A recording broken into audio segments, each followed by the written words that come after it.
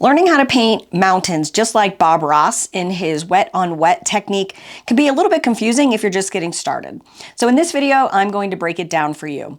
Hi, my name is Jen DeVore and I am a certified Bob Ross instructor. On my palette, I have 3 colors. I have about a Hershey's Kiss size of titanium white. I have about a Hershey's Kiss size of mountain mix, and I've spread those flat because I'm going to use the palette knife to apply those 2 colors of paint. And then I have about a chocolate chip size of Prussian blue. Also on my canvas, it does have a thin, very thin coat of liquid white, and then I've already done my sky, as you can see.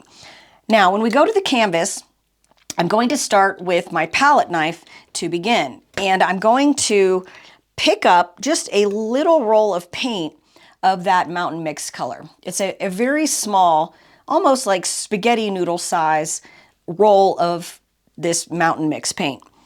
Now, the first big decision you need to make is where is your mountain going to go? I like to set my mountains off, slightly off of center. So I'm going to decide to put my mountain right here. And I'm just going to use the tip of the knife to help me determine where I want to lay the top of my mountain in. Now, another painting tip that I like to do when I'm cutting in my mountains is that I don't like to make them perfectly sharp. I like them to be a little bit jagged because otherwise they end up looking like pyramids, and we're not painting pyramids, we're painting mountains.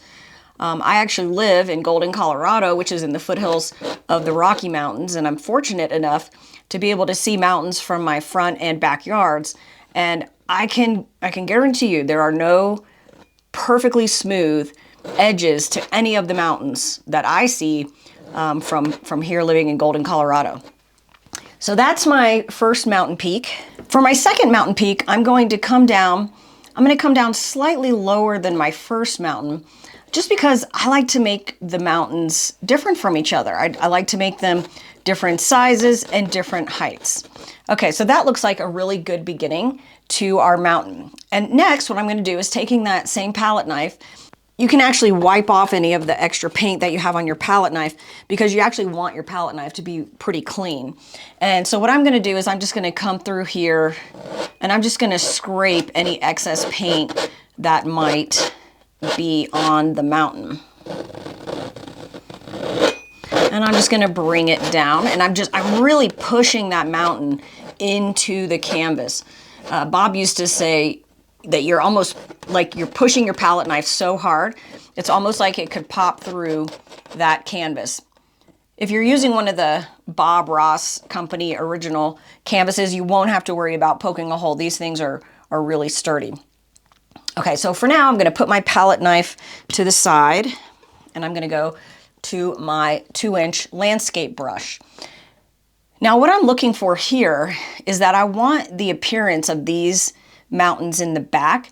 I want them to appear like they're further away. So the way that I'm going to do that is I'm going to take the 2-inch landscape brush, I'm going to place it down on the canvas, and I'm just going to wiggle it so that the brushes just barely hit that edge of the mountain, and then I'm just going to blend and smooth it out. And notice how I'm blending it in the direction that the foothill would naturally go towards. So this one's going out to the right and this one's going out to the left. So next I'm going to pick up over here on the other smaller mountain peak, and I'm going to go to the left for this side, and I'm going to go to the right for this side. And then I'm just going to hit that middle just to clear out that foothill and make it blend really nicely. Okay, next let's go to our larger mountain, and I'm going to start with the back peak again, and I'm bringing that one forward. Same on this side, just smoothing it out. And let's go one more right here, and there we go. And do you see how by starting with those back mountains and then working our way forward, that helps to give the illusion and the appearance that this mountain is in the foreground. And again, I'm just blending out my foothills, and you can bring this down as far as you would like. It's your world, as Bob says, on this canvas, And you can create your mountain to look any way that you would like to. Okay, so that's a nice beginning of the background of the mountain. And you can also see by where we used our 2-inch landscape brush to blend this into the foothill, it also starts to naturally show us where the shadows are and where the higher peaks are, where we're going to lay in our highlights right now. So now I'm going to trade out my 2-inch landscape brush for my palette knife. And again, just making sure that my palette knife is pretty clean. I'm just wiping it on a paper towel. Now I'm going to go back up to my titanium white. I'm just going to pull it flat, just to make sure that it's really good and nice and flat. And I like to push it, there's a little clump here I'm going to get rid of. I like to push it so hard that you start to actually see the paint break happening on your palette.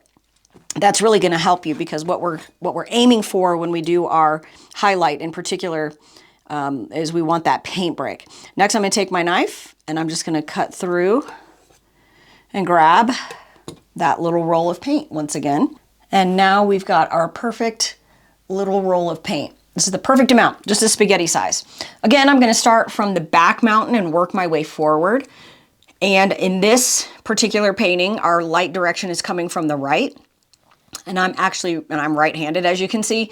So I'm going to put my highlight colors on the right-hand side. Now what you want to do, this is really important, is you only want to hold the palette knife with just your fingertips, really. You're going to be balancing the palette knife in between your thumb and your forefinger. You're not gripping it really hard. You're holding it very lightly, and you're just going to place the palette knife on the canvas without pushing and with absolutely no pressure. And then as you move your palette knife through the canvas, you're just going to allow it to spread and break. That's exactly the look that you want. And you achieve that again by using absolutely no pressure. So we'll do one over here on this side.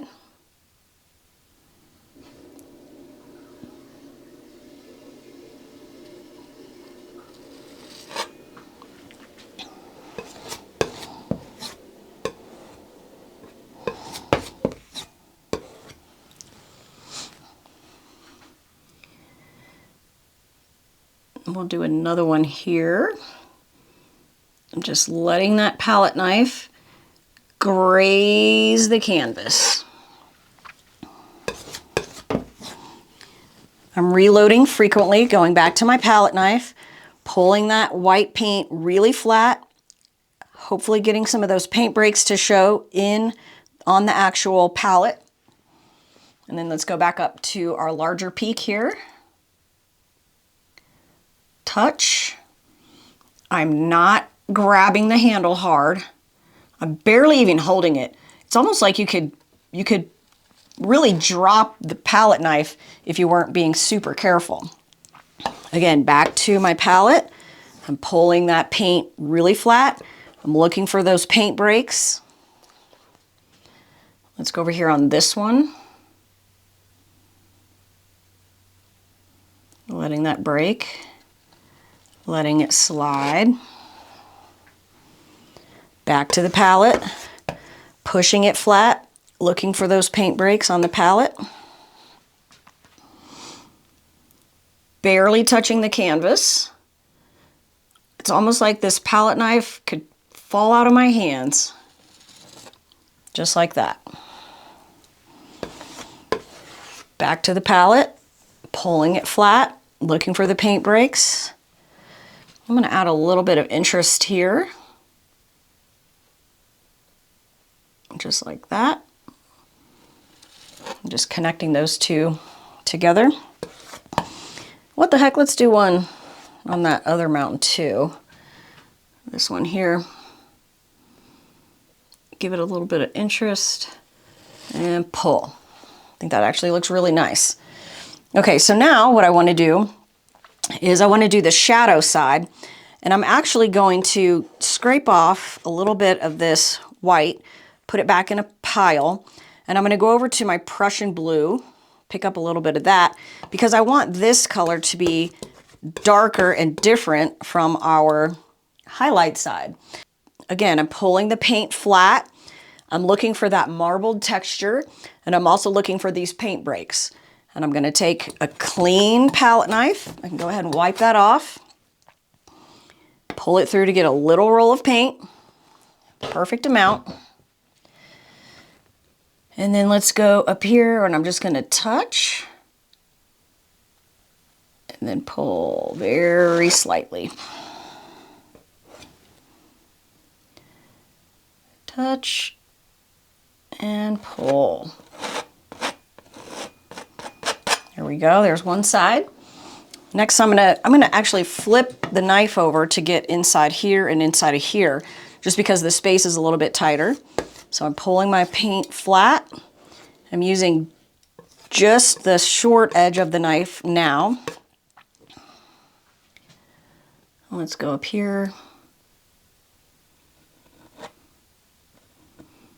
And I actually don't even mind if our shadow side touches the highlight side.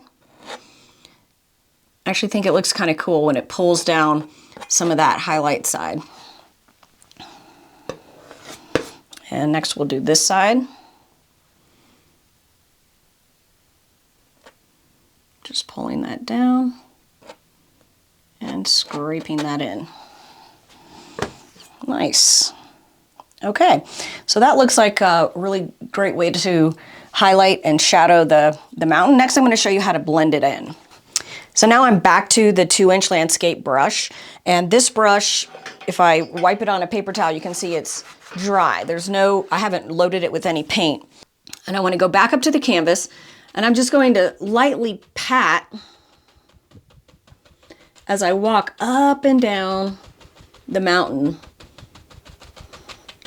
just to give the appearance of fog or mist, and just to give the appearance that that snow is a little bit softer in particular areas.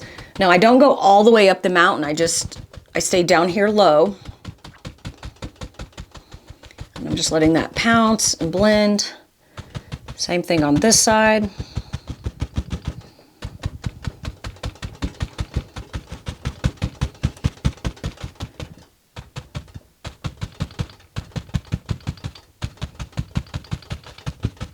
Letting it blend.